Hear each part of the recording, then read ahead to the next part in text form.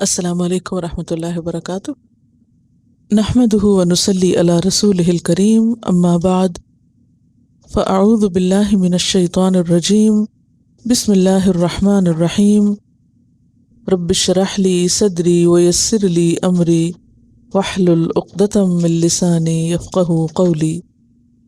یا ایھا الذین آمنوا، اے لوگو جو ایمان لائے ہو، اطیعوا اللہ، اطاعت کرو اللہ کی، وَأَطِیعُوا الرَّسُولَ، اور اطاعت کرو رسول کی۔ رسول سے مراد کون ہے؟ محمد صلی اللہ علیہ وسلم۔ تو یہ کہاں سے پتہ چل رہا ہے کہ آپ ہی مراد ہیں؟ کیا دلیل ہے آپ کے پاس؟ الرسول کا مطلب ہے خاص رسول۔ یا ایھا الذین آمنوا کی بات ہو رہی ہے، اور اس سے مراد کون لوگ ہوتے ہیں؟ جو اللہ اور محمد صلی اللہ علیہ وسلم پر ایمان لائیں، لہٰذا اطاعت بھی پھر آپ ہی کی ہوگی، اور آپ سے پہلے جو رسول گزرے ہیں ان کی اطاعت ان کی قوموں پر لازم ہے، ٹھیک ہے؟ اور پچھلی شریعتیں آپ کی شریعت نے کیا کی؟ منسوخ کی۔ وَأُولِي الْأَمْرِ، اور صاحب امر، صاحب امر لوگوں کی۔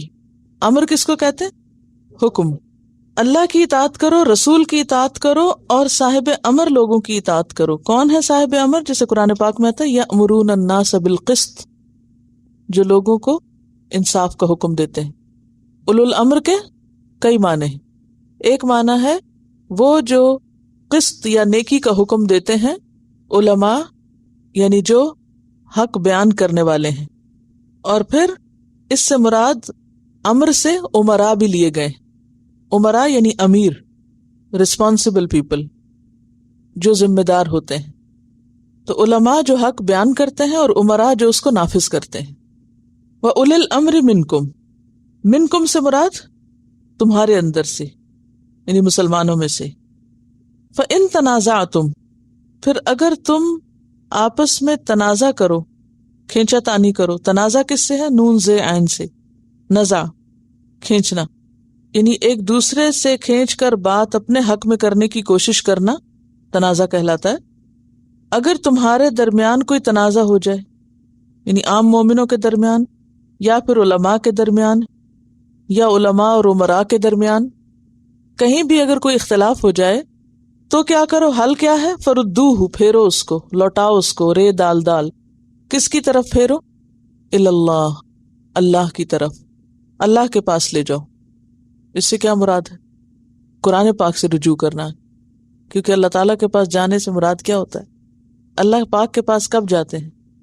مرنے کے بعد جاتے ہیں نا۔ تو یہاں مراد کیا ہے؟ قرآن کی طرف رجوع کرنا، پھیرو اس کو اللہ کی طرف، لے جاؤ اس کو اللہ کے پاس، یعنی قرآن کی طرف۔ والرسول، اور رسول کے پاس۔ جب تک آپ زندہ تھے، دنیا میں تھے، اس وقت آپ کی شخصیت آپ جناب کے پاس لے جانا مراد تھا، اور آپ کے بعد آپ کی جو سنت ہے اس سے استفادہ کرنا۔ ان کنتم، اگر ہو تم، تؤمنون، تم ایمان لانے والے، باللہ، اللہ پر، یعنی اگر تم اپنے ایمان میں سچے ہو اور اللہ کو مانتے ہو، والیوم الآخر، اور آخرت کے دن پر، ذالک خیر، یہ بات بہتر ہے، اچھی ہے۔ کون سی بات؟ ذالک کیا ہے؟ اسم اشارہ، تو مشار الیہ کیا ہے؟ کس کی طرف اشارہ کیا جا رہا ہے؟ فردوہ الی اللہ، یعنی جو بھی حکم اس آیت میں گزر چکا ہے سب کی طرف اشارہ ہے۔ کیا حکم گزر چکا ہے؟ کہ اللہ رسول کی اطاعت کرو، اور جو لوگ تم میں سے ذمہ دار ہوں، پیچھے کہا گیا نا ذمہ داریاں اہل لوگوں کے سپرد کرو، اور جب سپرد ہو جائیں تو پھر اس کے بعد کیا کرو؟ ان کی بات بھی مانو۔ اور پھر اگر آپس میں جھگڑا ہو جائے تو کیا کرو؟ اللہ رسول کی طرف جھگڑے کو لوٹاؤ۔ اگر تم ایسا کرو گے تو یہ تمہارے حق میں بہت اچھا ہے۔ ذالک خیر، بہتر ہے، یعنی دنیا میں تمہارے معاملات کو صحیح طور پر ادا کرنے میں، وَأَحْسَنُ تَأْوِيلًا، اور زیادہ اچھا ہے تعویل میں۔ تعویل کہتے ہیں معال کو، یعنی انجام میں، یعنی پھر تمہارا انجام بھی بہت اچھا ہوگا۔ انجام سے مراد کون سا انجام ہے؟ آخرت ہی کا ہے، لیکن دنیا میں بھی جو کاموں کا انجام اور نتیجہ ہوتا ہے وہ بہت اچھا نکلتا ہے۔ تعویل کے کئی معنی ہوتے ہیں نا۔ تعویل کا مطلب یہاں انجام ہے، انجام کار۔ ٹھیک ہے. تعویل کا لفظ جو ہے یہ یہاں معال کے معنوں میں استعمال ہوا ہے. معال کا معنی ہوتا ہے کسی چیز کی غایت، انجام، نتیجہ. وہ جو تفسیر کو تعویل کہتے ہیں وہ بھی آپ دیکھیں، مثلا آپ خوابوں کی تعبیر کے علم کو بھی کیا کہتے ہیں؟ تعویل کہتے ہیں. سورۃ یوسف میں یہ لفظ استعمال ہوا. اب آپ نے ایک خواب دیکھا تو آپ کہتے ہیں مجھے اس کی تعبیر بتاؤ. کیا کہتے ہیں آپ؟ کیا بتاؤ اس کا اب انجام کیا ہوگا، یعنی اس کا نتیجہ کیا نکلے، اس خواب کے دیکھنے کا نتیجہ کیا ہوگا. ٹھیک ہے. اسی طرح کسی آیت کی تعویل کرنا یعنی اس کے مراد کیا ہے، اور مراد کیا ہوتا ہے جہاں تک انسان پہنچنا چاہتا ہے، یہ کہی کیوں گئی بات، تو انجام مراد ہے. آل یعول اولن سے ہے، معالن. ٹھیک ہے. حمزہ واو لام ہے اس کا روٹ. ٹھیک. انجام جو ہے اس کا وہ بہت اچھا ہوگا، آخرت کا انجام بھی اور دنیا میں. اب چونکہ یہاں ذالک خیرن آیا اور پھر تعویلہ آیا ہے، یعنی خیر بھی ہے اور احسن بھی ہے. خیر دنیا کی خیر ہے اور تعویل آخرت کا انجام بھی ہے. اور ویسے بھی اگر کوئی گروہ مل جل کے کام کر رہا ہے اور وہ اپنے سامنے جو طریقہ کار ہے وہ کس طرح طے کرتا ہے کہ اس میں اللہ کا حکم کیا ہے، رسول کیا چاہتے ہیں، قرآن کے مطابق اور سنت کے مطابق اپنے طریقے طے کرتا ہے. اور پھر اس کے بعد ایک تیسری چیز بھی ہے اور وہ ہے ڈسپلن قائم کرنا. چاہے آپ مسجد میں ہوں نماز پڑھ رہے ہوں، چاہے آپ کسی اسکول میں ہوں، چاہے آپ کسی کمپنی میں ہو کام کر رہے، تو ہر جگہ تنظیم قائم کرنا بے حد ضروری ہے. آرگنائزیشن جو ہے لازم ہے. یعنی یہاں ایک بہت اہم بات پتہ چل رہی ہے جو دین کا حصہ ہے اولی الامر کے لفظ سے، کہ کاموں کا انتظام اور معاملات جو ہیں ان کو صحیح طرز پر اور صحیح انداز پر لے کے چلنا بہت ضروری ہے. لیکن عام طور پر کیا ہوتا ہے کہ جہاں بھی لوگ اکٹھے کام کرتے ہیں وہاں کچھ نہ کچھ اختلاف ہو جاتا ہے، بعض اوقات بات کے سمجھنے میں، بعض اوقات کچھ اور چیزوں کی وجہ سے. تو ایسے میں اختلافات کو اپنی ذاتی انا کا مسئلہ نہیں بنانا چاہیے. سب کو کس طرف لوٹ جانا چاہیے؟ اللہ اور رسول کی طرف لوٹنا چاہیے. یہاں اولی الامر نہیں کہا گیا، اولی الامر کو شریک نہیں کیا گیا تنازع میں. تنازع کا فیصلہ اللہ اور رسول ہی کریں گے. سورۃ الشورى آیت 10 میں آتا ہے وَمَا اخْتَلَفْتُمْ فِيهِ مِنْ شَيْءٍ فَحُكْمُهُ إِلَى اللَّهِ. جس چیز میں تمہارا اختلاف ہو جائے تو اس کا فیصلہ کس کے پاس لے جاؤ؟ اللہ کے پاس. کیونکہ جب انسان اللہ کی طرف رجوع کرتا ہے فَمَن يَكْفُرْ بِالطَّاغُوتِ وَيُؤْمِن بِاللَّهِ فَقَدِ اسْتَمْسَكَ بِالْعُرْوَةِ الْوُثْقَى. تو اس کی پھر سٹینڈنگ مضبوط ہوتی ہے. اور جو اپنے نفس کی خواہشات پہ چلے کہ میرا دل یہ کہتا ہے، یا میرا خیال یہ ہے، یا میری سمجھ اور میری عقل یہ ہے، تو اس سے معاملات درست نہیں طے ہو سکتے. تو یہاں کیا کہا جا رہا ہے کہ تمہیں اطاعت اللہ کی کرنی ہے اپنی زندگی کے معاملات میں، یعنی کوئی چیز قرآن و سنت سے ہٹی ہوئی نہ ہو. اور پھر کاموں کو چلانے کے لیے جن کو ذمہ داری دی جائے، اولو الامر، جن کے ہاتھ میں کسی چیز کا انتظام ہو. اگر آپ یہ لفظ لکھ لیں اولو الامر کا معنی کے طور پر تو آپ کے لیے بہت سی کنفیوژن دور ہو جائے گی. اولو الامر کون ہے؟ جن کے ہاتھ میں کسی چیز کا، کسی کام کا انتظام ہو. تو ان کی بات سننا اور ان کی بات ماننا بھی ضروری ہے، ورنہ کوئی آرگنائزیشن چل نہیں سکتی. اور اس کو بھی یہاں آپ دیکھیے کہ اللہ اور رسول کے حکم کے بعد کتنا اہم قرار دیا جا رہا ہے. لیکن یہ اطاعت مشروط ہے، اللہ اور رسول کی اطاعت غیر مشروط ہے. کیا مانا؟ اللہ کی اطاعت جو حکم ہے جیسا ہے ماننا ہے. آپ کوئی شرط نہیں لگا سکتے کہ اگر مجھے یہ فائدہ ہوگا تو میں مانوں گا، اگر مجھے فائدہ ہوگا تو میں سچ بولوں گا، اور اگر نقصان ہوا تو میں جھوٹ بولوں گا. یہ نہیں آپ کر سکتے. اسی طرح رسول کی اطاعت آپ شرطوں کے ساتھ نہیں کریں گے. جو کہا گیا پیچھے کیا پڑھا آپ نے؟ سمعنا و عصینا یا سمعنا و اطعنا؟ سمعنا و اطعنا، غیر مشروط، کوئی شرط نہیں. ٹھیک ہے. لیکن اولو الامر کی اطاعت مشروط ہوگی. اولو الامر کی اطاعت صرف اس وقت تک ہوگی جب وہ کوئی ایسا حکم نہ دیں جو شریعت سے ٹکراتا ہو. جہاں وہ کوئی ایسی بات کہیں جو اللہ اور رسول کے حکم سے ٹکراتی ہو وہاں ان کی بات نہیں مانی جائے گی. اس کی مثال ایک مشہور حدیث میں ہے. حضرت علی رضی اللہ تعالیٰ عنہ کہتے ہیں کہ آپ صلی اللہ علیہ وسلم نے ایک لشکر روانہ کیا. اس کا امیر ایک انصاری عبداللہ بن حذافہ کو مقرر کیا. لشکر کو ان کی اطاعت کا حکم دیا کہ تم اپنے امیر کی بات ماننا. وہ امیر لشکر سے کسی بات پہ ناراض ہو گیا. کوئی ایسے کام کیا ہوگا کہ وہ غصے میں آ گئے اور ان سے پوچھا کیا تم کو رسول اللہ صلی اللہ علیہ وسلم نے میری اطاعت کا حکم نہیں دیا تھا؟ وہ کہنے لگے کیوں نہیں؟ امیر نے کہا تو اچھا ایندھن جمع کرو، آگ جلاؤ اور سب اس میں کود جاؤ. انہوں نے لکڑیاں جمع کی، آگ جلائی.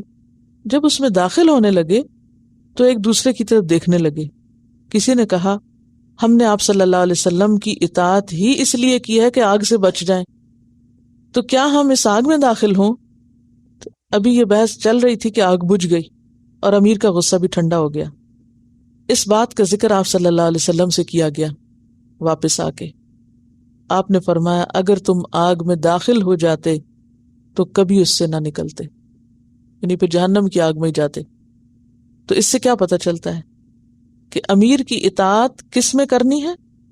جائز امور میں. اگر امیر کوئی ایسی بات کرنے کو کہہ رہا ہے جو اللہ کے حکم کے خلاف ہے تو آپ نہیں مانیں گے.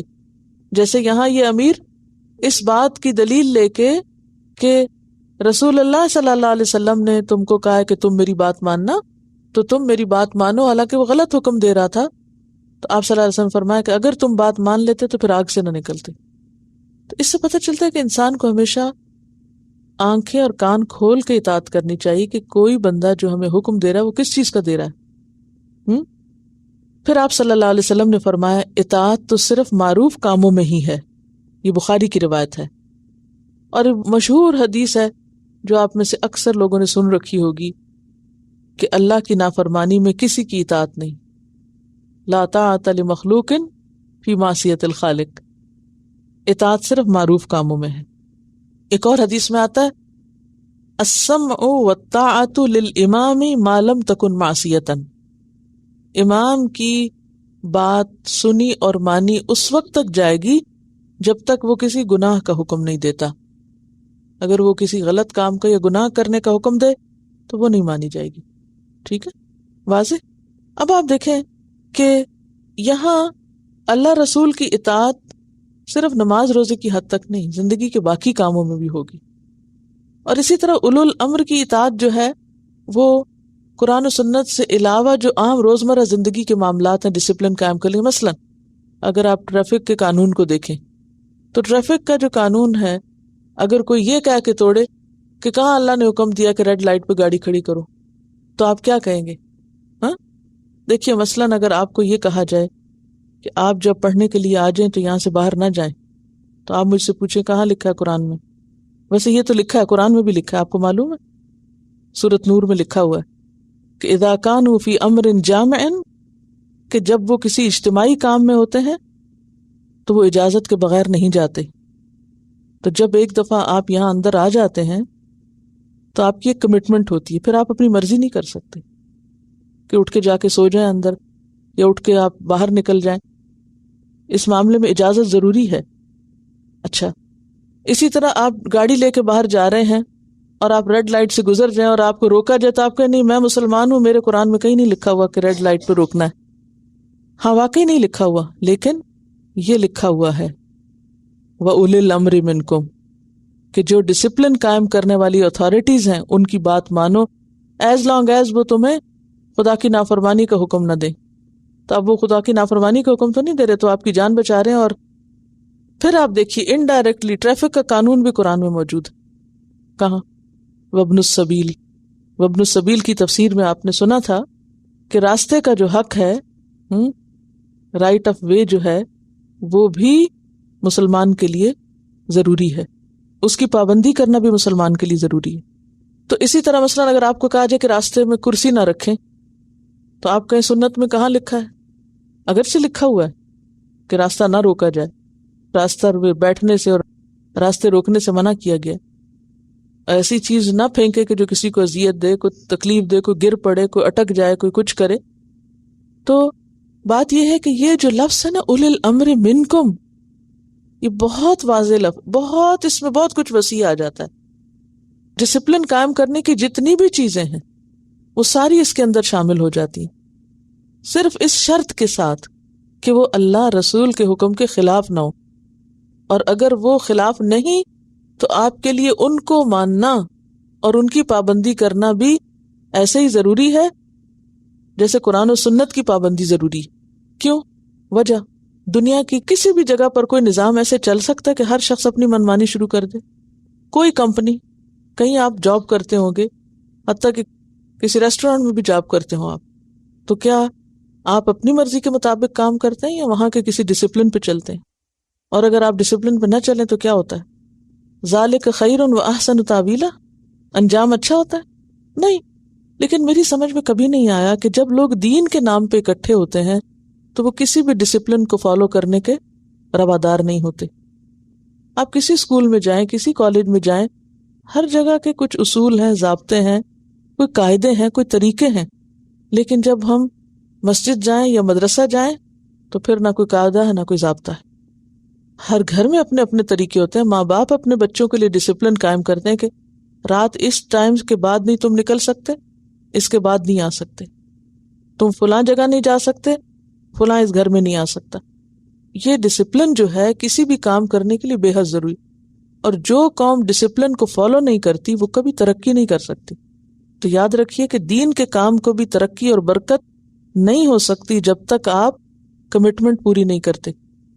جب آپ کو کہا جائے سبق یاد کرو اور آپ یاد نہ کریں اور صرف اسکارف اوڑھ لیں اور آپ کہ میں اسلام کی نمائندہ بن گئی، کتنا نقصان دے رہے ہیں آپ. آج مسلمانوں نے اسی طرح تو اپنے دین کو بدنام کیا ہے. لیبل ہم سب نے اسلام کا لگا لیا ہے لیکن کام ہمارے بالکل الٹ ہیں، اور اسی وجہ سے دنیا میں مسلمانوں کا اعتبار اٹھ گیا، ٹرسٹ ختم ہو گیا. بے اعتبارے لوگ ہیں، دھوکے باز، اور اس میں دوسروں کا قصور کم ہے اور ہمارا اپنا زیادہ ہے. تو بات یہ ہے کہ اگر کہیں اختلاف ہو تو پھر اس کو سارٹ آؤٹ کرنے کے لیے بھی طریقہ بتا دیا گیا ہے. لیکن اگر کوئی شخص یہ سمجھے کہ وہ ہر کام اپنی مرضی سے کرے تو یہ ہے ہی نہیں. اور اس میں بھی آپ دیکھیں کہ اولی الامر کا رول کیا ہے، اس کو بھی ڈکٹیٹر نہیں بنایا گیا. پیچھے آپ پڑھ چکے ہیں نبی صلی اللہ علیہ وسلم کو کیا حکم دیا گیا. جنگ احد میں شکست کے بعد ان صحابہ کرام سے دوبارہ مشورہ کیا جائے جو شکست کا سبب بنے تھے، جنہوں نے وہاں ڈسپلن فالو نہیں کیا تھا، جہاں انہیں کھڑا کیا گیا تو وہ وہاں کھڑے نہیں ہوئے تھے، ان سے بھی دوبارہ مشورہ کریں.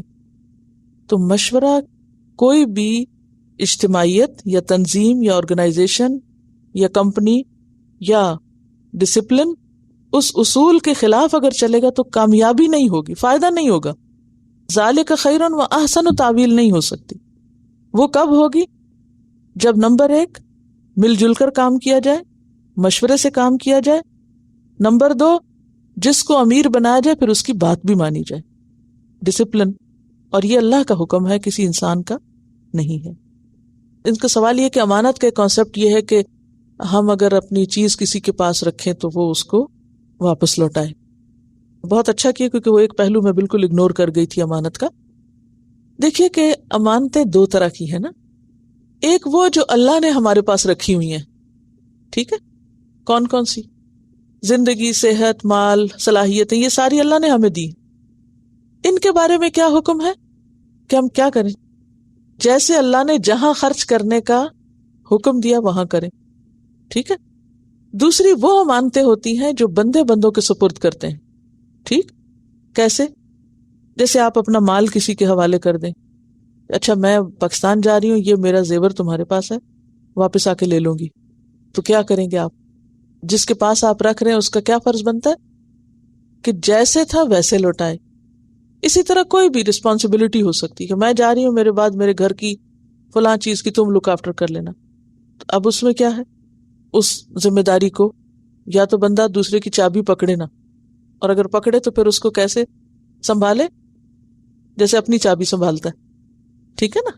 اچھا اسی طرح نہ صرف یہ کہ کسی کے پیسے یا ذمہ داری یا چابی ہی، بلکہ باتیں بھی امانت ہوتی ہیں. کیسے؟ حدیث یاد ہے باتوں کی امانت کی؟ کہ جب کوئی دو بندے بات کر رہے ہوں اور ان میں سے ایک جو ہے وہ ادھر ادھر دیکھے تو اس کا کیا مطلب ہے کہ وہ یہ بات کسی اور کو نہیں بتانا چاہتا. مثلاً اگر کوئی دروازہ بند کر کے آپ کو کوئی اپنا ذاتی مسئلہ بتا رہا ہے تو اب آپ کا کیا فرض بنتا ہے کہ باہر نکل کے کہ تمہیں پتا وہ مجھے کیا کہا تھا فلاں نے. دس از خیانت. اگر کسی نے آپ سے کوئی مشورہ کیا ہے یا آپ کو اپنا کوئی راز دیا ہے تو رازوں کی حفاظت بھی کیا ہے؟ امانت. اچھا اسی طرح مجالس بھی امانت ہے.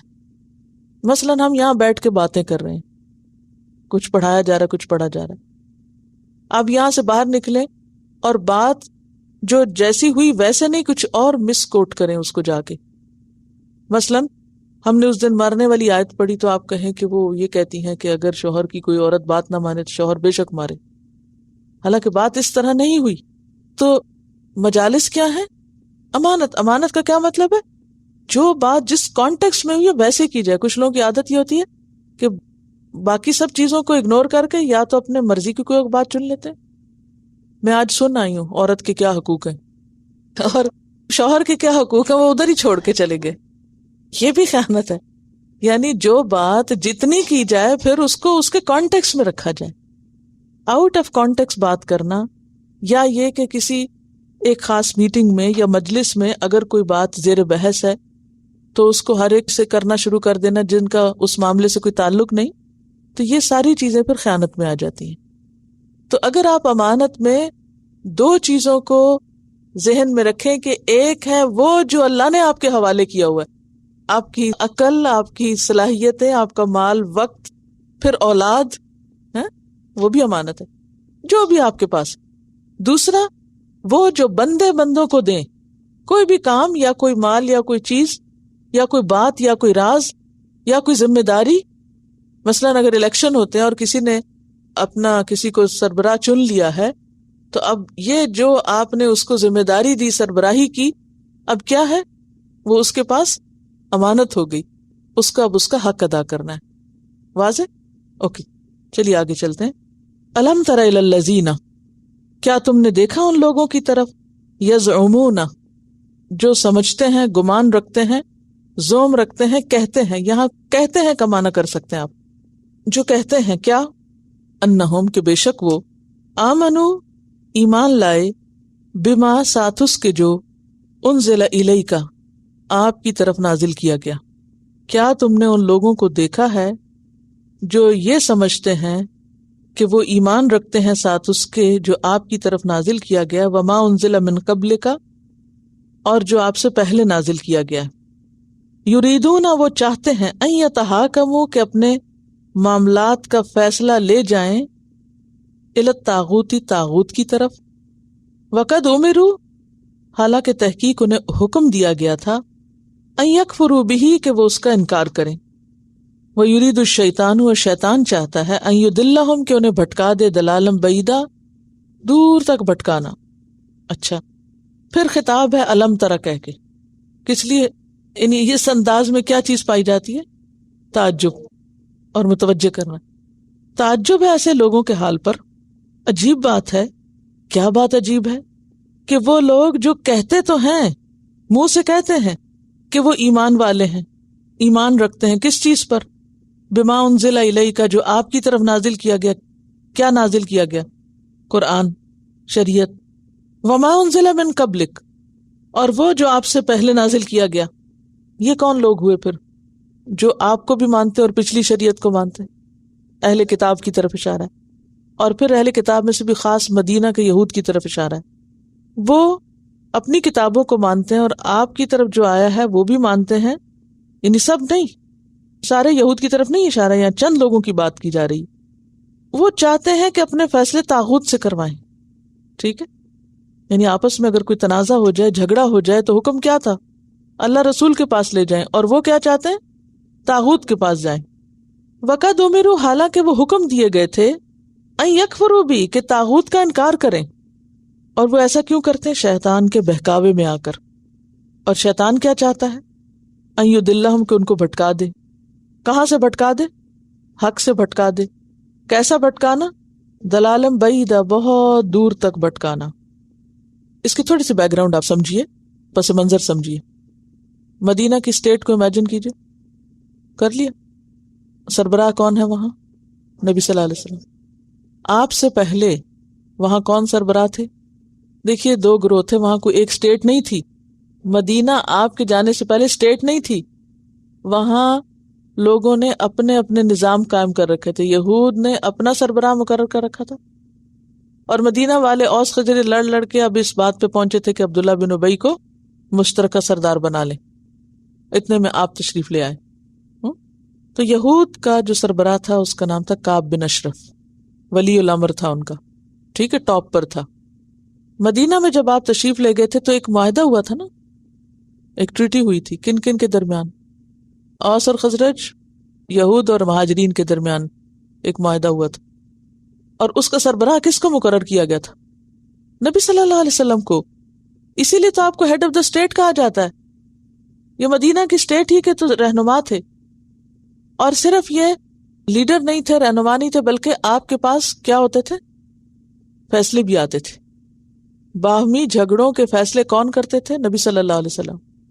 اچھا، اب ہوتا یہ تھا کہ اس دور میں جب لوگ سمجھتے تھے کہ ہم اگر حضور کے پاس گئے تو فیصلہ ہمارے خلاف ہوگا، تو پھر وہ کیا پریفر کرتے؟ دوسروں کے پاس جاتے، کعب بن اشرف کے پاس چلے جاتے۔ تو یہ کون لوگ تھے؟ کمزور ایمان والے، کہتے تھے ہم مسلمان ہیں۔ دیکھیں نا اوپر کہا گیا یزعمون، جو دعویٰ کر رہے ہیں کس بات کا؟ کہ وہ ایمان والے ہیں، ٹھیک ہے، لیکن اس کے باوجود وہ کیا کرتے؟ اپنے جھگڑوں اور مقدمات کا فیصلہ کرانے کے لیے کعب بن اشرف کے پاس چلے جاتے۔ ایسا وہ کیوں کرتے تھے؟ تاکہ فیصلہ اپنی مرضی کے مطابق کرا سکیں۔ تو اس پر یہ آیت نازل ہوئی کہ ایسے لوگ جو ہیں، جو طاغوت کے پاس، طاغوت یہاں کعب بن اشرف کو کہا گیا ہے کیونکہ وہ صرف خود انکاری نہیں تھا بلکہ جو اس کے پاس جاتا اس کو بھی روکتا تھا۔ کس سے؟ نبی صلی اللہ علیہ وسلم کی پیروی سے۔ فرمایا کہ وہ مسلمان حضور صلی اللہ علیہ وسلم کو چھوڑ کر کعب بن اشرف کے پاس جا کے فیصلے کرواتے ہیں، تو یہ کس بات کی دلیل ہے؟ ایمان کی کمزوری کی۔ فرمایا وَقَدْ أُمِرُوا أَن يَكْفُرُوا بِهِ، حالانکہ انہیں کیا حکم دیا گیا تھا کہ وہ طاغوت کا انکار کریں۔ سورۃ النحل آیت 36 میں آتا ہے وَلَقَدْ بَعَثْنَا فِي كُلِّ أُمَّةٍ رَسُولًا أَنِ اعْبُدُوا اللَّهَ وَاجْتَنِبُوا الطَّاغُوتَ، ہم نے ہر امت میں ایک رسول مقرر کیا اور ان کو حکم دیا، اور اس نے کیا کہا لوگوں کو جا کر کہ لوگوں اللہ کی عبادت کرو اور طاغوت سے بچ کے رہو، ٹھیک ہے۔ اور پیچھے آپ پڑھ چکے وَمَن يَكْفُرْ بِالطَّاغُوتِ وَيُؤْمِن بِاللَّهِ فَقَدِ اسْتَمْسَكَ بِالْعُرْوَةِ الْوُثْقَىٰ۔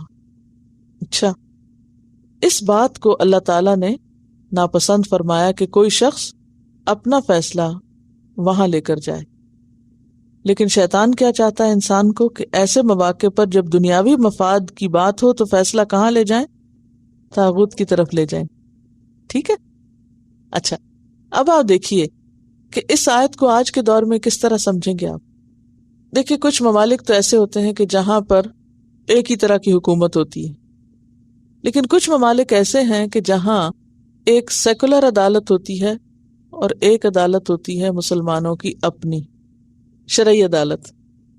حکم کیا ہے کہ جب مسلمانوں کے باہم جھگڑے ہوں، مثلا کسی گھر میں میاں بیوی میں جھگڑا ہو گیا، تو وہ فیصلہ کہاں سے کرائیں؟ طلاق کا یا حکم مقرر کہاں کریں؟ جا کے شریعہ میں، شرعی کونسل ہے یا کورٹ ہے یا وٹ ایور۔ اپنے نزاعات کا جھگڑا چکانے کے لیے ردوہ الی اللہ والرسول، قرآن و سنت، ٹھیک ہے۔ لیکن بعض لوگ وہاں نہیں جاتے، کیوں؟ کیونکہ ان کو یہ ڈر ہوتا ہے کہ اگر ہم شرعی کورٹ میں گئے تو کیا ہوگا؟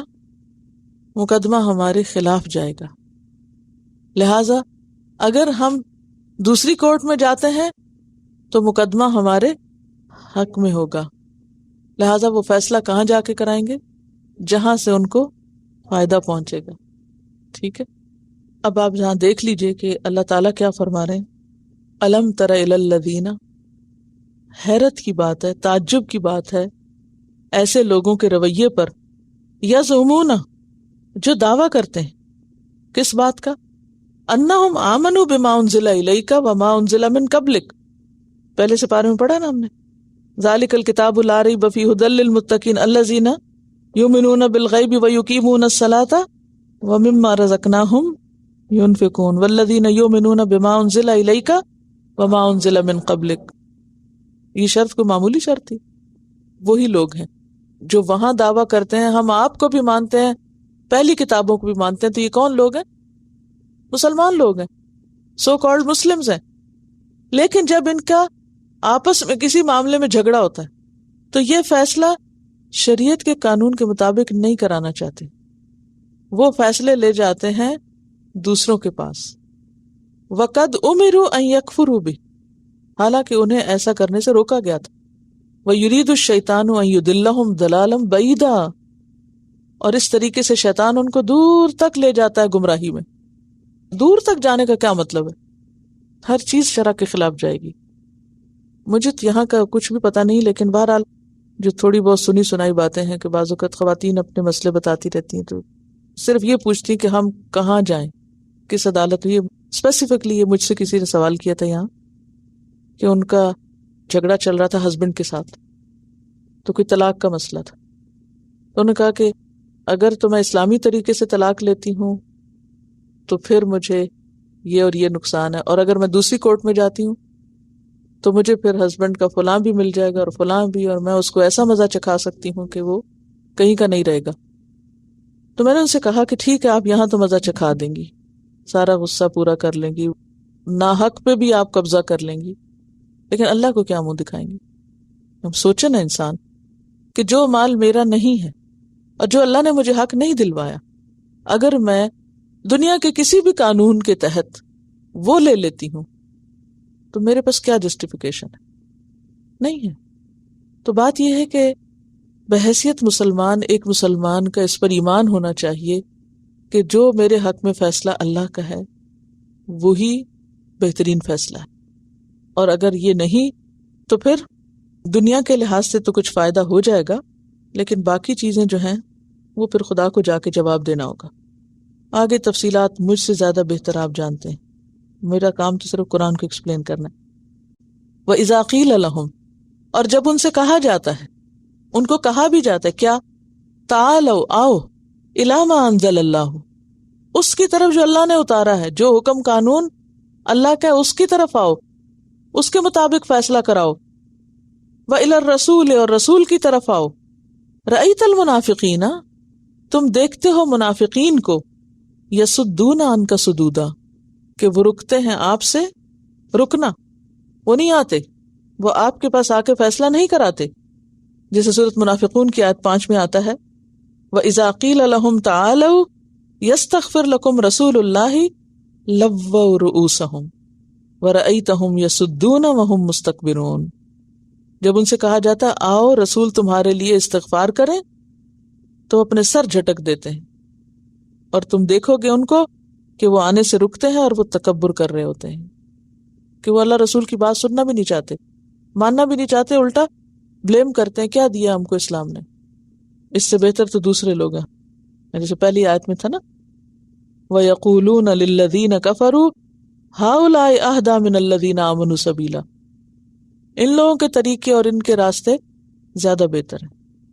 اس آیت میں تو کچھ مشکل نہیں، بہت کلیئر، واضح ہے، بہت آسان ہے.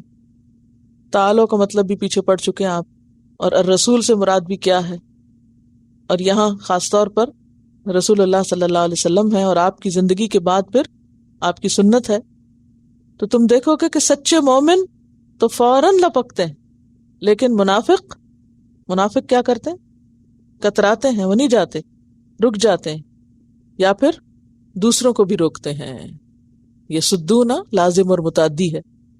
فکیفہ، پھر کس طرح، اذا اصابتہم، جب پہنچتی ہے ان کو، مصیبتن، کوئی مصیبت. کون سی مصیبت؟ جب انہیں کوئی مصیبت آتی ہے، کوئی پرابلم آتا ہے، اور یہاں خاص مصیبت کی طرف اشارہ ہے، ان کی منافقت کے کھلنے کی، یعنی ان کی منافقت کھل جاتی ہے. بما قدمت ایدیہم، بوجہ اس کے جو ان کے ہاتھوں نے آگے بھیجا. کیا آگے بھیجا ان کے ہاتھوں نے؟ یہ جو طاغوت کی طرف لے گئے فیصلہ بنسبت کس کے؟ نبی صلی اللہ علیہ وسلم کے. ثم جاؤک، پھر آ جاتے ہیں تمہارے پاس، یحلفون، قسمیں کھاتے ہوئے، یعنی جب ان کی منافقت کھل جاتی ہے وہاں جانے پہ ایکسپوز ہو جاتے ہیں. اب دیکھیے نا، دل کا حال تو اللہ کو پتا ہے نا، لیکن انسان کا عمل بتا دیتا ہے کہ وہ کس چیز کو اہم قرار دیتا ہے، اس کی نظر میں کیا چیز امپورٹنٹ ہے، وہ کس کو پریفر کر رہا ہے. دیکھیں نا، جب دو چوائسز ہوں آپ کے پاس، یعنی ایک تو وہ جگہ نا جہاں چوائس ہے ہی نہیں، ایک ہی جگہ آپ کے پاس، اور دوسرا یہ کہ دو چوائس ہے، ایک طرف قرآن و سنت ہے اور دوسری طرف سیکولر قوانین ہے. تو ایسے موقع پر اگر کوئی شخص یہ کہے کہ مجھے قرآن و سنت سے کوئی دلچسپی نہیں، میں تو فلاں قانون کے مطابق فیصلہ کرانے جا رہا ہوں، تو اس سے پتہ چل جائے گا کہ وہ جو دعوے کرتا ہے مسلمان ہونے کے، وہ پھر دعوے بھی سچے نہیں. تو ایسی صورت میں پھر خاص طور پر نبی صلی اللہ علیہ وسلم کے زمانے میں جب لوگوں کی منافقت کھلتی تھی ان کے عمل سے، تو وہ آ جاتے تھے آپ کے پاس اور قسمیں کھاتے تھے، اور قسمیں کھا کے یقین دلاتے تھے کیا؟ ان اردنا الا احسانا و توفیقا، کہ نہیں ارادہ کیا ہم نے مگر احسان کا، اچھائی کا، بھلائی کا، و توفیقا، اور موافقت پیدا کرنے کا. جیسے سورۃ التوبہ 107 میں آتا ہے وَلَا يَحْلِفُنَّ إِنْ أَرَدْنَا إِلَّا الْحُسْنَى، ضرور قسمیں کھائیں گے کہ ہمارا ارادہ سوائے بھلائی کے کچھ نہیں. یعنی ہم تو جھگڑوں کو احسن طریقے سے حل کرنا چاہتے ہیں، بہتر سلوشن چاہتے ہیں، اور آپس میں موافقت پیدا کرنا چاہتے ہیں. اور ان کا حال کیا تھا منافقین کا؟ پہلے ہی پارے میں بتا دیا گیا، وَإِذَا لَقُوا الَّذِينَ آمَنُوا قَالُوا آمَنَّا وَإِذَا خَلَوْا إِلَىٰ شَيَاطِينِهِمْ قَالُوا إِنَّا مَعَكُمْ، ان کو بھی راضی رکھتے ہیں اور ان کو بھی. أُولَٰئِكَ الَّذِينَ، یہ وہ لوگ ہیں، کون؟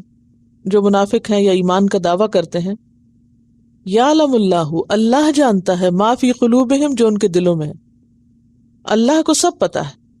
فأعرض عنہم، تو کیا کرو ایسے لوگوں سے جو یہ سب کر رہے ہوں، اپنے آپ کو مسلمان بھی کہتے ہوں اور پھر ان کے اعمال ایسے ہوں. ایسے لوگوں کو نظر انداز کرو، ان سے اعراض برتو، ان سے لڑائی نہیں کی جا سکتی. وعظہم، اور ان کو نصیحت کرو، نصیحت نہیں چھوڑنی. کسی کی منافقت کھل بھی جائے تو بھی کیا حکم ہے؟ نصیحت کرتے رہو. وقل لہم، اور کہو ان کو، فی انفسہم، ان کے حال میں، ان کی ذات کے بارے میں، قولا بلیغا، بات دل میں اترنے والی. یعنی ان کو اس طرح نصیحت کرو کہ بات ان کے دل میں اتر جائے. قولا بلیغا کرو ان کو. قولا بلیغا، کون سا قول ہوتا ہے؟ بلیغ کس سے ہے؟ پہنچنے سے، یعنی بات ان کے دل میں اتر جائے اس انداز میں. عام طور پہ آپ دیکھیے کہ جب ہمیں پتہ چل جائے کسی کی منافقت کا تو ہمارا رویہ اس سے کیا ہوتا ہے، یہ ذرا ہم سب کو سوچنے کی ضرورت ہے. اگر ہمیں پتہ چلے کہ فلاں شخص نے ہمیں چیٹ کیا، دھوکہ دیا، ہمارے ساتھ ٹھیک نہیں کیا، تو پھر ہم کیا کرتے ہیں اس کے ساتھ؟ یہی کرتے ہیں، اعرض عنہم وعظہم وقل لہم فی انفسہم قولا بلیغا. جی، یا تو ان سے لڑائی کریں گے، پیچھے پڑ دیں گے، یا پھر بات ہی نہیں کریں گے. یہ رویہ نہیں اختیار کرتے. تو اعتبار تو اپنی جگہ ہے، لیکن آگے ان کے ساتھ معاملہ کیا کرنا، پھر بھی خیر خواہی کا کرنا ہے. یہ اصل میں سکھایا جا رہا ہے. خیر خواہی میں کیا ہے؟ نمبر 1 یہ کہ جو انہوں نے غلطی کی ہے اس کو آنکھیں بند کر لو، اگنور کرو. اعرض عنہم، اگنور کرو، یعنی تانے نہ دو اور جتاؤ نہیں، پتہ چل گیا ہمیں جو تم کر رہے ہو، تمہاری منافقت ہم پہ کھل گئی، ہو تم منافق. کسی کو منافق ہونے کا تانا نہیں دے سکتے خواہ اس کا نفاق کھل گیا ہو. نمبر 2، ان کے ساتھ لڑائی نہیں کرنی، کیونکہ نبی صلی اللہ علیہ وسلم نے کوئی جنگ منافقین کے خلاف نہیں کی. ویسے اگر کرتے تو پھر کیا ہوتا؟ اگر انسان منافقین کے ساتھ لڑنا شروع کر دے، پورا نہیں پڑھ سکتا نا. تو نبی صلی اللہ علیہ وسلم کو منافقین سے جنگ کرنے کے لیے نہیں کہا. کیا کہا؟ اعرض عنہم، آنکھیں بند کر لو ان سے. پتہ ہوتے ہوئے بھی کیا کرو؟ اگنور کر دو. اچھا، اب جب انسان اگنور کرتا ہے تو پھر شکل نہیں دکھاتا. کہا نہیں، وائز ہم. یہ کتنا بڑے دل گردے کا کام ہے کہ آپ ڈسے ہوئے ہو کسی سے اور آپ کو پتا بھی ہو کہ دوسرا شخص کیا کر رہا ہے، تو اس کے باوجود وائز ہم. واز کا کیا بتایا تھا میں نے مانا؟ دل نرم کرنے والی نصیحت، سمجھاؤ. اور ایسا نہیں کہ سر سے اتارو، میں نے نصیحت کر دی، میں نے کہہ دیا جو کہنا تھا، میں نے پہنچا دیا. نہیں. وَقُلْ لَهُمْ فِي أَنفُسِهِمْ، اور کہو ان کو ان کی حالت کے بارے میں، قولاً بلیغا، ایسی بات جو ان کے دلوں میں اتر جائے. بلیغ ہی سے لفظ بلاغت نکلا. بلاغت تو پورا ایک فن بن گیا. کسی بھی کلام کی بلاغت کیا ہوتی ہے؟ اس کا حسن ہوتی ہے کہ بات ایسے انداز میں کرنا کہ انسان کو سمجھ میں آ جائے اور اس کے دل میں اتر جائے اور اس کا دماغ روشن ہو جائے. کلام کے اندر جو ایک لذت ہوتی ہے نا، اب تو ایک پورا فن ہے علم بلاغت. ان کی منافقت کی جو حالت ہے اس کے بارے میں ان کو اچھی نصیحت کرو کہ دیکھو اس طرح کی چیزیں اچھی نہیں، یعنی اس غلطی پر ان کو تانا دینے کی بجائے نصیحت کرو. کتنی زبردست بات ہے نا. ایک اور بات یہ کہ قل لہم، کیا مطلب؟ ان سے کہو، دوسروں سے نہیں. اچھا ہم کیا کرتے ہیں؟ جس کی بات ہوتی ہے اس سے نہیں کریں گے، ساری دنیا سے کریں گے. قل لہم، انہی سے کرو. ہاں، پھر یہ ہے کہ اس میں توجہ کی بات بھی ہے، یعنی پوری توجہ سے ان کے ساتھ بات کرو، سمجھا کے بات کرو. اور یہی سبب تھا نبی صلی اللہ علیہ وسلم کی کامیابی کا. آپ کی کامیابی کا راز کیا تھا؟ کہ آپ دلوں کو موہ لینے والی بات کرتے تھے، یعنی سمجھا کر پوری طرح اچھی طرح. ایسی بات جو ہے نا وہ تصنع سے نہیں کبھی ہو سکتی اور اوپر سے نہیں ہو سکتی کہ آپ کے دل میں تو سخت نفرت ہے دوسرے کے بارے میں، اوپر سے آپ اس کو خوش کریں. اوپر سے قولاً بلیغا کبھی نہیں ہو سکتی. قولاً بلیغا کب ہوتی ہے؟ دیکھیے وہ ایک عام محاورہ ہے نا، دل سے جو بات نکلتی ہے اثر رکھتی ہے، پر نہیں طاقت پرواز رکھتی ہے. جو بات سچی خیرخواہی کے ساتھ آپ کے دل سے نکلتی ہے نا دوسرے کے لیے، وہ جا کے اس کے دل پہ لگتی، اس کے دل کو نرم کر دیتی، اس کے دل کو ہلا دیتی. یہ ہے تعلیم. لیکن اس کے لیے سب کچھ پھر لینا کس پہ پڑتا ہے؟ اس کے لیے سب کچھ لینا خود پہ پڑتا ہے. ایسے لوگوں کے ساتھ خیرخواہی کرنا جن کا پتہ ہو کہ وہ دھوکے باز ہیں، بہت مشکل کام ہے. لیکن اس کے علاوہ دوسرا راستہ کیا ہے؟ چلیے ایک تو وہ ہے جو قرآن نے سکھایا، اعرض عنہم وعظہم وقل لہم فی انفسہم قولا بلیغا. اور دوسرا راستہ کیا ہے؟ اعرض عنہم کی بجائے پیچھے پڑ جاؤ ان کے، وعظہم کی بجائے ڈانٹ ڈپٹ شروع کر دو، وقل لہم کی بجائے اوروں سے کہو، اور قولا بلیغا کی بجائے برا بلا کو مذاق اڑاؤ، تان و تشنیع کرو. کیا اصلاح ہوگی؟ کبھی نہیں اصلاح ہوگی. پھر شیطان کو کام کرنے کا موقع مل جاتا ہے. اصلاح کے لیے احسان ضروری ہے اور غلط کاروں کے ساتھ احسان ضروری ہے. ٹھیک ہے، چلیے. وما ارسلنا من رسول، اور نہیں بھیجا ہم نے کوئی بھی رسول، کوئی رسول، الا مگر، لیطاع باذن اللہ، کہ اس کی اطاعت کی جائے اللہ کے اذن کے ساتھ. ہم نے کوئی رسول نہیں بھیجا مگر اس لیے بھیجا کہ اللہ کے اذن کے ساتھ اس کی بات مانی جائے. یعنی ہر رسول کے آنے کا مقصد کیا تھا؟ کہ لوگ اس کی بات مانیں. لیکن ہوا کیا؟ کیا ایسا ہوا پھر یہ بات پوری ہوئی؟ نہیں. رسولوں کے بھیجے جانے کا جو پرپس تھا، یہ مقصد تھا، وہ کیا تھا؟ کہ وہ لوگوں کو اچھی بات بتائیں اور لوگ اچھی بات ان سے سیکھیں، لیں، قبول کریں. اچھا یہ بالکل ایسے ہی نا جیسے اللہ تعالیٰ نے ہمیں پیدا کیا ہے، وما خلقت الجن والانس الا لیعبدون. میں نے جن و انس کو کس لیے پیدا کیا؟ کہ لوگ میری عبادت کریں. لیکن کیا ہوا؟ بہت سے لوگ نہیں کر رہے. ٹھیک ہے، یعنی ایسا ہوا نہیں. اب اگر کوئی کام نہ ہو تو پھر وہ کرنا ہی نہیں چاہیے. اب آپ دیکھیے کہ جتنے بھی رسول آئے ہیں وہ اس لیے آئے کہ لوگ ان کی بات مانیں. انہوں نے پیغام پہنچایا، لیکن وہ نہیں مانے تو اللہ تعالیٰ نے یہ نہیں کیا کہ اچھا لوگوں نے مانا نہیں تو آئندہ سے کوئی رسول نہیں بھیجو. ٹھیک ہے، یہ دیکھیں نا پیچھے والی بات کو، قل لہم فی انفسہم قولا بلیغا. یہ بالکل ایسے ہی ہے کہ رسولوں کو ہم نے بھیجا لیکن رسولوں کی بات نہیں مانی گئی.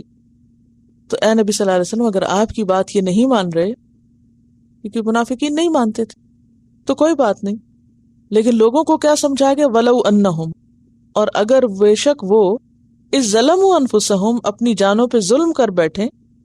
اپنی جان پہ ظلم کیا ہوتا ہے؟ اپنے اوپر ظلم کر بیٹھیں. اپنے اوپر ظلم کیا ہوتا ہے؟ اللہ کی نافرمانی، رسول کی نافرمانی. کیا ہے دراصل؟ خود پر ظلم کرنا. تو جب اپنے آپ پر ظلم کر بیٹھیں یعنی بات نہ مانے، جاؤ کا آ جائیں تمہارے پاس. کس کے پاس؟ نبی صلی اللہ علیہ وسلم کی زندگی میں آپ کے پاس. یہ نہیں کہا کہ آپ کی قبر کے پاس. فاستغفر اللہ، پھر وہ بخشش مانگے اللہ سے. آپ کے پاس آ کر بیٹھیں، روئیں، اللہ سے معافی مانگے. واستغفر لہم الرسول، اور بخشش مانگے ان کے لیے رسول. لوجد اللہ، البتہ وہ پائیں گے اللہ کو. کیا؟ تواب الرحیمہ، بہت زیادہ توبہ قبول کرنے والا اور بہت زیادہ رحم فرمانے والا. تو اس سے کیا پتہ چلتا ہے کہ اگر یہ نبی صلی اللہ علیہ وسلم کے زمانے تک کے لیے ہے کہ لوگ آپ کی بجائے طاغوت کے پاس چلے جائیں، پھر انہیں ریئلائزیشن ہو تو انہیں کیا کرنا چاہیے؟ واپس آپ کی طرف پلٹنا چاہیے. خود بھی وہ اللہ سے معافی مانگے اور آپ بھی ان کے لیے مانگے تو اللہ تعالیٰ ان کے گناہ معاف کر دے گا. اس سے کئی ایک باتیں ہمیں پتہ چلتی ہیں اس آیت سے. پہلی بات تو یہ ہے کہ رسولوں کی آمد کا مقصد کیا ہے؟ کہ ان کی اطاعت ہو. وہ اس لیے نہیں بھیجے گئے کہ انہیں جھٹلایا جائے یا ستایا جائے یا ان کی بات نہ مانی جائے. اور باوجود اس کے کہ اللہ نے یہ نہیں چاہا تھا، لیکن لوگوں کو چونکہ آزادی دی ہے تو لوگوں نے آزادی سے ناجائز فائدہ اٹھاتے ہوئے رسولوں کی بات نہیں مانی اور رسولوں کو ان کا مقام نہیں دیا. ان کے پاس جانے کی بجائے طاغوت کے پاس گئے. اب اگر کچھ لوگ ایسا کر بیٹھے تو ان کا فرض کیا بنتا تھا کہ وہ اس ظلم سے بچنے کے لیے، گناہ سے نکلنے کے لیے، توبہ کرنے کے لیے واپس رسول کے پاس آئیں. کیونکہ پہلے وہ رسول کے پاس نہیں آئے تھے نا، طاغوت کے پاس چلے گئے تھے. اب اس کا حل بتایا جا رہا ہے کہ پھر وہ اگر فیصلہ کرانے کے لیے نہیں آئے تو اب وہ معذرت کرنے کے لیے اور استغفار کرنے کے لیے آپ کے پاس آئیں، بخشش مانگنے کے لیے. ٹھیک ہے؟ سمجھ رہے کہ کیوں آنے کو کہا جا رہا ہے؟ آنے کی شرط کیوں لگائی جا رہی ہے؟ استغفار تو گھر میں بھی کر لیں اور آپ صلی اللہ علیہ وسلم بھی گھر میں ان کے لیے کر دیں. چونکہ پہلے وہ طاغوت کے پاس چلے گئے تھے تو کچھ کام ایسے ہوتے ہیں کہ جن کو پریکٹیکلی کرنا پڑتا ہے. اس کا مداوع جو ہے یعنی ریورس ایکشن کیسے ہوگا کہ جو کام انہوں نے نہیں کیا یا اس کے خلاف کیا اب وہ واپس اس کی طرف پلٹیں اور واپس آ کر معافی مانگے. اللہ سے بھی معافی مانگے، آپ سے بھی مانگے، اور آپ بھی ان کے لیے معافی اللہ سے مانگے. ٹھیک ہے؟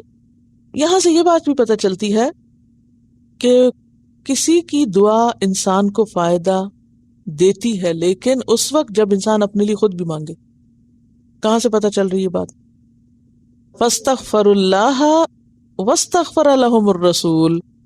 اچھا، کچھ لوگوں کا طریقہ کیا ہے؟ وہ خود تو کبھی نہیں اپنے لیے کچھ مانگیں گے، وہ کچھ اور لوگوں کے ذمہ یہ کام کر دیں گے. اچھا آپ کر دو یہ. مثلاً عموماً ہمارے کلچر میں کیا ہے کہ کوئی فوت ہو جائے تو کیا کرتے ہیں؟ گھر والے تو سب خود کھانے وانے پکانے، لگانے، دینے، اٹھانے میں لگ جاتے ہیں، اور کچھ لوگوں کو بلا لیتے ہیں، وہ بیٹھ کے تسبیح پڑھتے ہیں اور پھر وہی دعا کر دیتے ہیں. یہ ہے نا، یہ خود ساختہ کانسیپٹ ہے. ہونا کیا چاہیے کہ اگر انسان یہ چاہتا ہے کہ کسی دوسرے کی دعا اس کو فائدہ دے تو اس کو اپنے لیے خود بھی مانگنا چاہیے. اگر آپ اپنے لیے خود کچھ بھی نہیں مانگ رہے اور صرف دوسروں سے ہر وقت ڈیمانڈ کر رہے ہیں کہ وہ آپ کے لیے دعائیں کریں تو ایسی دعا پھر فائدہ نہیں دے گی، کیونکہ آپ کے اپنے اندر تو طلب ہے ہی نہیں. تو اس سے کیا پتہ چلتا ہے کہ اپنے لیے خود بھی مانگنی چاہیے اور مسلمان بھی ایک دوسرے کے لیے مانگا کریں دعائیں. مثلا آپ دیکھیں ہم جتنی بھی دعائیں ربنا کہہ کے مانگتے ہیں تو سب کے لیے مانگ رہے ہوتے ہیں نا. ربنا اغفر لی ولوالدی وللمؤمنین، سب مومنوں کے لیے مانگ رہے ہوتے ہیں. تو یہاں یہ بھی پتہ چلتا ہے کہ دوسرے کے لیے مانگی ہوئی دعا اس کو فائدہ دیتی ہے، کیونکہ یہاں کہا نا واستغفر لہم الرسول لوجد اللہ تواب الرحیم. تو رسول کی دعا ان کے لیے کیا ہے؟ جیسے ایک اور جگہ پر آتا ہے ان صلاتک سکن لہم، سکون کا باعث ہے، رحمت کا باعث ہے. تو یہ سمجھنا غلط ہے کہ ہماری دعا کسی کو یا کسی کی دعا ہم کو فائدہ نہیں دے گی. مومن کی دعا مومن کے لیے قبول ہوتی ہے، فائدہ دیتی ہے، اس کو بھی دیتی ہے جس کے لیے آپ دعا کر رہے ہو، اور کس کو دیتی ہے؟ خود کو بھی دیتی ہے. دلیل وہ حدیث یاد ہے کہ جب کوئی شخص کسی مومن کے لیے دعا کرتا ہے تو اللہ تعالیٰ کیا کرتے ہیں؟ ایک فرشتہ مقرر کر دیتے ہیں، اور وہ کیا دعا کرنے لگتا ہے کہ یا رب یہ جو کسی کے لیے مانگ رہا ہے تو اس کو بھی عطا کر. ٹھیک ہے، تو اس سے کیا پتہ چلتا ہے کہ ایک دوسرے کے لیے بھی دعا کرنی چاہیے. جہاں تک اس بات کا تعلق ہے کہ کیا ہم کسی سے کہہ سکتے ہیں کہ تم میرے لیے دعا کرو، یہ اختلافی مسئلوں میں سے ہے. ٹھیک ہے، اب دونوں طرف اپنے اپنے دلائل ہیں. میں ہلکا سا بتا دیتی ہوں، ڈیٹیل میں جانے کا وقت نہیں. بعض کہتے ہیں کہ کسی کو نہیں کہنا چاہیے تم میرے لیے دعا کرو، کیونکہ یہ سوال کرنا اور سوال ناپسندیدہ ہے. ٹھیک ہے، سمجھ گئے؟ سوال کرنا، کسی سے کچھ مانگنا اسلام میں کیا ہے؟ ناپسندیدہ ہے، خواہ وہ یہ مانگنا ہی کیوں نہ ہو کہ میرے لیے دعا کرو. اور اس کے لیے وہ کہتے ہیں کہ صحابہ کرام میں عام طور پر ہمیں کہیں نظر نہیں آتا کہ لوگ ایک دوسرے کو دعا کے لیے کہتے ہوں، اور ہمارے ہاں اس کے علاوہ کوئی بات ہی نہیں ہوتی کہ ہم ایک دوسرے کو دعاؤں کے لیے کہتے رہتے. اچھا، دوسرا گروہ کہتا ہے کہ کہہ سکتے ہیں، دعا کے لیے کہہ سکتے ہیں، اور اس کے لیے چند ایک مثالیں دیتے ہیں. مثلا حضرت یعقوب علیہ السلام کے بیٹوں نے کیا کہا تھا؟ یا ابانا استغفر لنا ذنوبنا. لیکن اس کے پیچھے ایک دلیل ہے، کیونکہ پیغمبر سے تو آپ کہہ سکتے ہیں نا، کیونکہ حضور صلی اللہ علیہ وسلم کے پاس آئیں، اللہ سے بھی بخشش مانگے، رسول سے بھی کہیں، اور وہ بھی ان کے لیے مانگے. تو وہ تو رسول تھے نا، وہ باپ کیا تھے؟ پیغمبر تھے. اچھا، تو انہوں نے کہا سوف استغفر لکم ربی، میں تمہارے لیے مانگوں گا استغفار، کروں گا استغفار تمہارے لیے. پھر اسی طرح حضرت اویس قرنی کے بارے میں آتا ہے، اور یہ صحیح حدیث میں ہے کہ آپ نے فرمایا جو اس کو پائے اس سے اپنے لیے دعا کرائے. تو اس پہ علماء کہتے ہیں کہ وہ انہی کے لیے خاص تھا. آپ نے صرف اویس قرنی کے لیے کہا، باقی اوروں کے لیے تو نہیں کہا کہ تم فلاں سے اپنے لیے دعا کراؤ، فلاں سے کراؤ. اویس قرنی کون تھے؟ تابعی تھے، صحابی نہیں تھے، تابعی تھے. کیوں؟ ان کی والدہ بیمار تھی نا، تو وہ آنا چاہتے تھے حضور صلی اللہ علیہ وسلم کے پاس، تو آپ نے روک دیا تھا، تو وہ نہیں آئے تھے. وہ آئے تھے آپ کی وفات کے بعد، اور صحابہ سے آ کے ملے تھے. تو وہ ان کے آنے کی خبر آپ نے دی تھی، جب آئیں گے تو پھر آپ نے فرمایا جو اس کو پائے اس سے اپنے لیے دعا کرائے. اب آپ دیکھیں علماء یہ کہتے ہیں کہ یہ صرف انہی کے لیے خاص تھا. خیر هذه الامہ کس کو کہا گیا؟ حضرت ابوبکر کو. حضرت ابوبکر کا مقام اویس کرنی سے بڑا ہے یا چھوٹا ہے نا؟ پھر آپ نے کسی اور کو یہ نہیں کہا کہ تم ابوبکر سے دعا کراؤ اپنے لیے، یہ کہا ہے کہیں ملتا؟ تو ہم صرف کسی ایک خاص واقعے کو لے کے جنرلائز نہ کریں. پھر اسی طرح یہ ہے کہ حضرت عمر سے آپ نے کہا تھا کہ تم ہمیں اپنی دعا میں نہ بھولنا. بہرحال یہ دونوں طرف کی دلیلیں موجود ہیں، اب آپ کا جو جی چاہے کریں، جو آپ کو سمجھ میں آئے کریں. دیکھیے سب مسلمانوں کے لیے کیا کہا گیا کہ وہ اپنے لیے بھی اور دوسروں کے لیے بھی دعا کریں جنرلی. اور نماز میں آپ دیکھیں جمع کے صیغے ہیں، ربنا میں جمع کے صیغے ہیں، ہر ایک کے لیے لازم ہے. اور جو اپنی خوشی سے دعا کرتا ہے وہ دوسرے کے لیے قبول ہوتی ہے، یعنی فائدہ بھی پہنچتا ہے دوسرے کو. اور ہمارے اوپر کیا حق ہے کہ والدین فوت ہو جائیں ان کی بخشش کی دعا کریں، دوستوں رشتہ داروں کی بخشش کی دعا کریں، دوسروں کے لیے بھلائی کی دعا کریں. اور اتنا اس پہ ابھارا گیا کہ جو کسی کے لیے کرے گا اس کو خود بھی وہ ملے گا، یعنی بہت پسندیدہ ہے. یہ اتنا تو ٹھیک ہے، لیکن یہ جو ڈیمانڈ ہے ہر ایک کے پیچھے پڑ جانا اور یہ کہنا کہ تم ضرور میرے لیے کرو. بعض لوگ تو اتنا پابند کرتے ہیں اور اتنا تکلیف دیتے ہیں کہ کسی نے مجھے ایک دن فون کیا کہ پلیز میرے لیے آپ نفل پڑھ کے تو آپ دعا کریں، جس کو اپنے لیے نفل پڑھنے کا وقت نہیں. یعنی کہ مجھے حسرت ہوتی ہے نا، بعض اوقات آج کل صبح میں یہ اتنا پڑھنے کا ہوتا ہے، سبق بہت لمبا ہو گیا نا، تو میں عموماً گاڑی میں ہی نفل پڑھتی ہوں. لاسٹ مومنٹ تک کیا ہوتا ہے کہ پوری طرح سمجھ آ جائے، کیونکہ امانت ہے، صحیح پیغام دینے کی ضرورت ہے. اگر کہیں بھی ایک چیز بھول ہوگی تو آپ کو نہیں پتا کہ وہ دل پہ کتنا بوجھ ڈالتی ہے کہ یہ بات ایسے کیوں ہو گئی، یعنی کہ اس کے بعد بھی ذہن جو مسلسل الجھا رہتا ہے. تو اتنی اتنی بڑی امانت ہے کہ اس کو اللہ نے پہاڑوں پہ پیش کیا تو انہوں نے اٹھانے سے انکار کر دیا. تو یہ کوئی آسان کام نہیں ہے قرآن کی تعلیم دینا. اب اگر ایک شخص جس کا پتہ ہے آپ کو کہ وہ ایک اتنی بڑی ذمہ داری اٹھائے ہوئے ہے، اس کو آپ اپنی ذاتی ضرورت کے لیے پابند کریں کہ وہ اپنے سارے کام چھوڑے اور آپ کے لیے نفل پڑھ کے دعا کرے، یہ زیادتی ہے. پھر بعد میں پوچھنا پڑے تھے آپ نے. تو بات یہ ہے کہ انسان وہی وعدہ ہی نہ کرے، کیونکہ اگر وعدہ کر لیا تو پھر تو پکڑ ہوگی. تو وعدہ نہ کرے، کیونکہ یہ بھی امانت ہو جاتی ہے، پتہ ہے. اسی طرح بعض اوقات لوگ کہتے ہیں فلاں کو بھی سلام دے دینا، فلاں کو اس وقت کہہ دینا اچھا مجھے یاد رہا تو ٹھیک ہے، ورنہ وعدہ نہ کرے، ہاں نہ کرے. کیونکہ اگر ہاں کر دی تو پھر وہ سلام کیری کرنا امانت ہے آپ کے اوپر، پھر آپ کو لازمی پہنچانا. یہ جو امانتوں کی بات ہوئی تھی نا، مثلا اگر میں آپ سے کہوں پلیز یہ کاغذ جا کے یہاں آفس میں دے آئیں، تو یہ کاغذ کیا ہو گیا؟ یہ ٹکڑا امانت ہے. اب آپ کو چین نہیں آنا چاہیے جب تک آپ اس کو اس جگہ نہ پہنچائیں جہاں یہ ہے. اگر کوئی آپ کو کہے کہ یہ فلاں کتاب لائبریری میں فلاں جگہ رکھ دو، تو آپ یہ نہیں کر سکتے کہ اٹھا کے میز پہ رکھ دیں، یہ خیانت ہے. اس کو وہیں رکھنا ہوگا جہاں کی وہ ہے. تو دین کا معاملہ جو ہے، اور یہ جو خاص طور پہ تقویٰ کا معاملہ، وہ بہت مشکل معاملہ ہے. یہ نہیں کہ جھوٹے وعدے لوگوں سے کرتے رہیں اور ان کو ٹال مٹول میں رکھیں اور ان کو جسے پنجابی میں کہتے ہیں لارا لگائے رکھیں، اور پھر وہ کام نہ کریں جو آپ نہیں کر سکتے. آپ کو پتا ہے کہ کئی لوگ لکھ کر دے دیتے ہیں کہ یہ آپ روزے میں ڈال دیں اور یہ آپ حتیم میں ڈال دیں.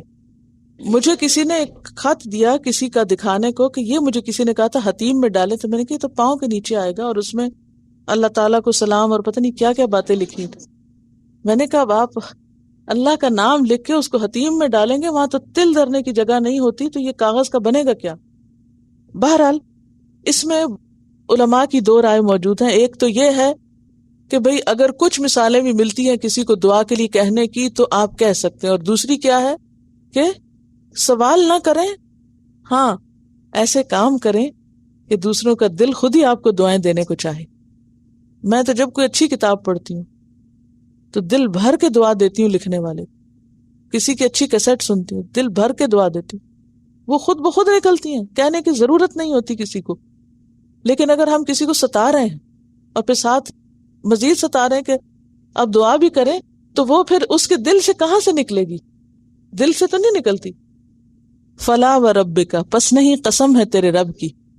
قسم ہے تیرے رب کی. کس کے رب کی؟ نبی صلی اللہ علیہ وسلم سے خطاب ہے. لا یؤمنون، یہ ایمان نہیں لائیں گے، یہ ایمان والے ہو نہیں سکتے. حتی، یہاں تک کہ یحکموک، وہ منصف بنائیں آپ کو، فیصلہ کرائیں آپ سے، فی ما شجر بینہم، اس معاملے میں جو اختلاف ہو جائے ان کے درمیان. شجر کس کو کہتے ہیں ویسے؟ کیا ہوتا ہے؟ درخت کیسا ہوتا ہے؟ برانچز ہوتی ہیں نا. تو برانچز جب ہوا چلتی ہے کیا کرتی ہیں؟ ایک دوسرے سے ٹکرا رہی ہوتی. پتے ٹکراتے ہیں نا. تو مراد اس سے کیا کہ لوگ جب آپس میں ٹکرائیں، اختلاف کریں، جھگڑیں، یعنی جب جھگڑیں تو ان کو فیصلہ آپ سے کرانا چاہیے. ثم لا یجدوا، پھر نہ وہ پائیں، فی انفسہم، اپنے نفسوں میں، یعنی دلوں میں. یا نفس بمانا دل ہے. کیا نہ پائیں؟ حرجن، کوئی تنگی، مما قضیت، اس میں جو آپ فیصلہ کریں، یعنی آپ کے فیصلوں پر یہ دل تنگ نہ ہو. وَيُسَلِّمُوا تَسْلِيمًا، اور تسلیم کر لیں، مان جائیں، پوری طرح ماننا، یعنی پوری طرح اس کو قبول کر لیں، دل سے ایکسپٹ کر لیں، دل سے قبول کر لیں. قضیت کا معنی ہوتا ہے جھگڑا ختم کرنے کے لیے حتمی فیصلہ کرنا. سورۃ النور آیت 51 میں آتا ہے انما کان قول المؤمنین اذا دعوا الی اللہ ورسولہ لیحکم بینہم ان یقولوا سمعنا واطعنا، کہ بے شک مومنوں کا قول کیا ہوتا ہے جب وہ اللہ اور رسول کی طرف بلائے جاتے ہیں کہ وہ ان کے درمیان فیصلہ کریں، تو وہ کیا کہیں؟ ان یقولوا سمعنا واطعنا، ہم نے سنا اور ہم نے مان لیا. اچھا، آپ کے بعد اس آیت پر کیسے عمل ہوگا؟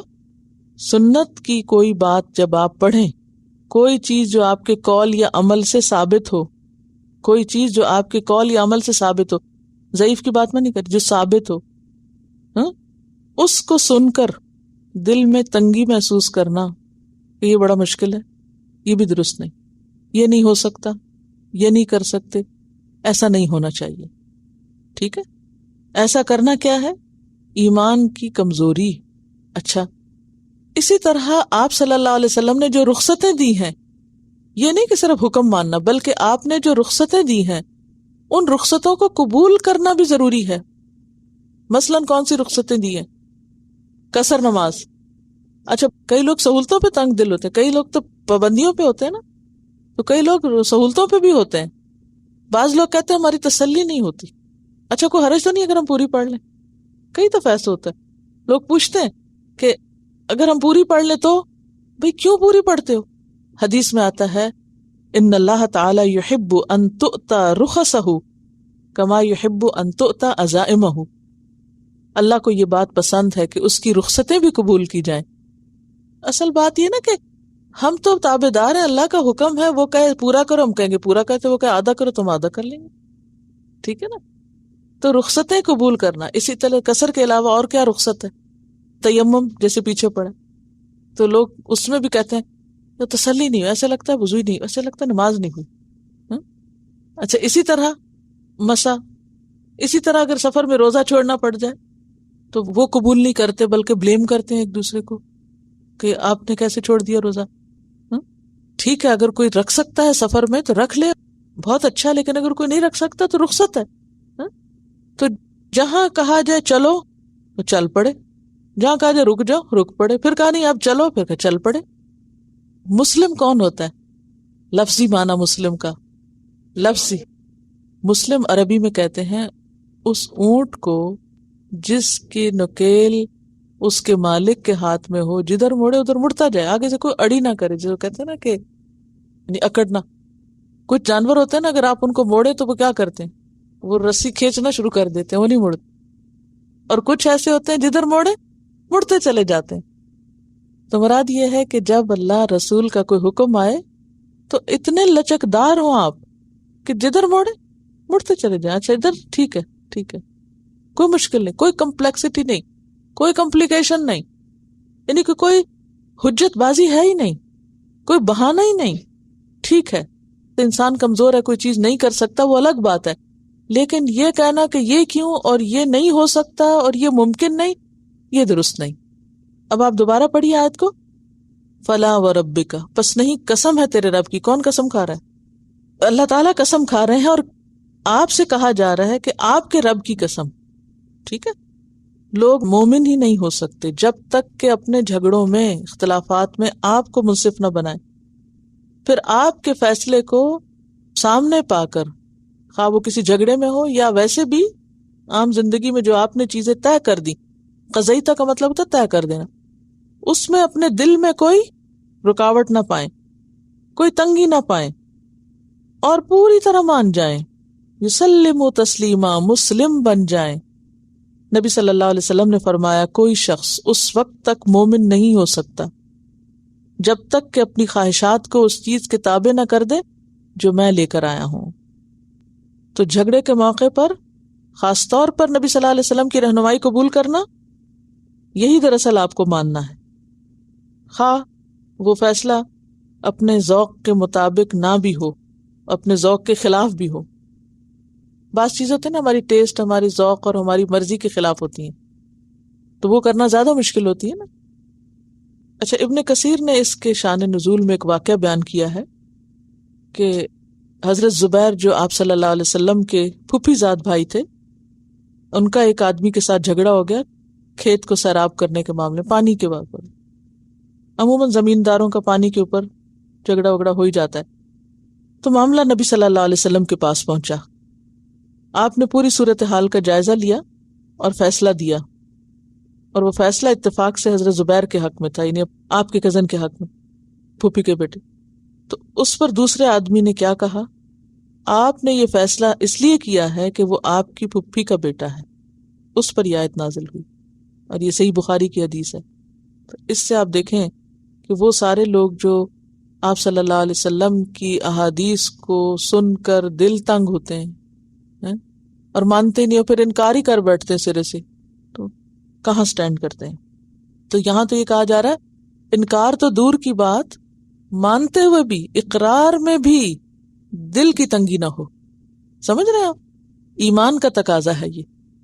وہ سچ بول رہی ہیں، وہ کہتے ہیں کہ بعض اوقات کوئی بتائے تو چپ تو کر جاتے ہیں پر دل میں ایک خلش ہوتی ہے. جب ہم ایکسپٹ کر لیتے ہیں تو پھر عمل بھی آسان ہو جاتا ہے. تو ایکسپٹنس بہت ضروری ہے. اور یہ جتنا جتنا ایمان بڑھتا جاتا ہے نا تو یہ خلشیں اتنی نکلتی چلی جاتی ہیں، سارے کمپلیکسز دور ہوتے ہیں. اصل میں ہمیں کمپلیکسز کیوں ہیں؟ کیوں ہم کمپلیکس کا شکار ہوتے ہیں کسی بھی دین کے حکم پر عمل کرتے ہوئے؟ انہیں دو تین چیز ہوتی ہیں نا. ایک تو یہ ہے کہ اللہ رسول کو ہم اتنا اونچا رکھیں کہ ان کی کوئی بات بھی ہمیں پھر نہ عقل کے خلاف لگے اور نہ ہی مرضی اور ذوق کے، چونکہ وہ اس مقام پہ ہے نہیں، ان کو وہ اہمیت دیتے نہیں. لہٰذا جب ان کی طرف سے کوئی بات آتی ہے تو پھر سوچنے میں پڑ جاتے ہیں. ایک وجہ یہ. دوسری وجہ یہ ہوتی ہے کہ ہم جس معاشرے میں رہتے ہیں نا، اور جو ہماری بچپن سے ٹریننگ ہو چکی ہے، اس میں ہمارا ذوق اور ہمارے ٹیسٹ اور ہماری پرائرٹیز اور پریفرنسز اتنی مختلف ہیں کہ جب اب ہمیں وہ پلٹنا پڑتا ہے اس طرف تو پھر ہمیں عادت کے خلاف جاتے ہوئے مشکل ہوتی ہے.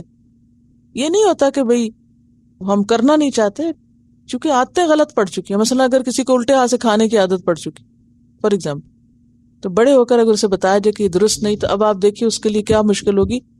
اتنی مشکل کہ اگر آپ کو کوئی کہے الٹے ہاتھ سے کھاؤ، ٹھیک ہے نا. تو بات یہ ہے کہ عادتیں ہماری ایسی ہو جاتی ہیں کہ ان کے خلاف جانا یا ذوق کے خلاف جانا یا مرضی کے خلاف جانا یا کنوینئنس کے خلاف جانا وہ مشکل لگتا ہے. تو اب بات یہ ہے کہ جو انہوں نے طے کر دیا کہ یہ رستہ ادھر سے جاتا ہے، سیدھا ادھر جانا پڑے گا. بعض اوقات آپ جیسے گاڑی چلاتے ہیں تو کچھ روڈز آپ کو بہت اچھی لگتی ہیں اور کچھ روڈز پہ جانا مشکل لگتا ہے. اگر آپ کو کوئی کہے کہ آپ فلاں سڑک لے کے آئے ہمارے گھر، تو آپ کہیں گے کہ پلیز اور کچھ بتا دو، اس روڈ سے نہیں آ سکتی، ٹریفک کی زیادتی کی وجہ کچھ بھی. تو وہ ایک طبیعت پہ بھاری ہوتی ہے نا. کہیں گاڑی چلانا بہت آسان ہوتا ہے، کہیں مشکل ہوتا ہے. تو جو چیز طبیعت پہ بھاری ہوتی ہے یا ہماری عادت اور نیچر کے خلاف ہوتی ہے وہ بھی ہمیں مشکل لگتی ہے. لیکن یہاں پر کیا کہا گیا کہ ایمان کا تقاضا ہے کہ چاہے عادت کے خلاف ہو، چاہے کلچر کے، چاہے ذوق کے، چاہے پسند کے، چاہے کسی کے بھی، سمعنا اطعنا، نو پرابلم. وآخر دعوانا ان الحمد للہ رب العالمین. سبحانک اللہم وبحمدک نشہد ان لا الہ الا انت نستغفرک ونتوب الیک. السلام علیکم ورحمۃ اللہ وبرکاتہ.